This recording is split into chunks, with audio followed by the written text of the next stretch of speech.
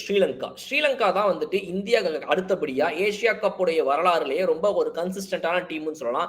8 முறை கப் அடிச்ச இந்தியாவுக்கு அடுத்தபடியாக 6 முறை கப் அடிச்ச ஸ்ரீலங்கா தான் 2வது consistent team in Asia cup history. அப்படிப்பட்ட இந்த ஸ்ரீலங்கா அணி இந்தியா வந்துட்டு T20 வேர்ல்டு கப் 2024 யுஎஸ்ஏல ஜெயிச்சதுக்கு அப்புறமா என்னென்ன மேட்சஸ்லாம் விளையாடி இருக்குதுன்னு பாத்தீங்கன்னா, மொத்தமா 6 சீரீஸ் விளையாடி இருக்குது ஸ்ரீலங்கா.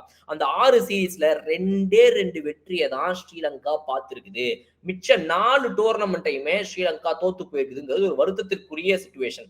ஆனா அதுல கடைசியா இப்ப முடிஞ்ச ஜிம்பாப்வே T20 சீரீஸை ஜெயிச்சு ஓரளவுக்கு ஒரு வெற்றி பாதையில இப்ப அவங்க இருக்கிறாங்க. சோ 6 சீரீஸ்ல 2 வெற்றி தான். இதுல யார் யார்கிட்டலாம் தோத்து போயிருக்காங்கன்னு பாருங்க. ஸ்ரீலங்காவை பொறுத்த வரைக்கும் ஸ்ரீலங்கா ஹோம் சீரீஸ் பங்களாதேஷ் கிட்ட தோத்து போச்சு. அவே சீரீஸ் நியூசிலாந்து கிட்ட தோத்து போச்சு. அதுக்கப்புறம் ஹோம் சீரீஸ் ஸ்ரீலங்கா கூட நியூசிலாந்து கூட டை தான் பண்ண முடிஞ்சது. அதாவது டிரா ஆச்சு 1-1 அப்படின்னு. அதுக்கு முன்னாடி வெஸ்ட் இண்டீஸ் கூட வந்து விளையாடினாங்க. அதுவும் ஹோம் சீரீஸ். அதுல மட்டும் தான் அவங்களால ஜெயிக்க முடிஞ்சது. சோ இதனால இவங்களுடைய மொத்த கணக்கு பாத்தீங்கன்னா அதுக்கு முன்னாடி இந்தியா கூட வந்து தோத்து போனதா இருக்கட்டும், அதுவும் வந்து home series. So home series India கிட்ட தோத்து போனது, பங்களாதேஷ் கிட்ட தோத்து போனதுன்றதெல்லாம் வச்சு பார்க்கும்போது உண்மையாவே வந்து அவங்க ஒரு பெரிய வருத்தத்திற்குரிய ஒரு சிச்சுவேஷன் தான். 6 சீரீஸ்ல 2 ஜெயிச்சிருக்காங்க. அதுவும் அவங்க ஜெயிச்சதுக்கு யாருக்கு அகைன்ஸ்டா? வெறும் ஜிம்பாப்வேக்கு அகைன்ஸ்டாவும் வெஸ்ட் இண்டீஸ்க்கு அகைன்ஸ்டா. வெஸ்ட் இண்டீஸ் என்ன மாதிரி ஒரு நிலைமையில இருக்குதுன்றது உங்க எல்லாருக்குமே தெரியும் ரீசன்ட் டைம்ஸ்ல.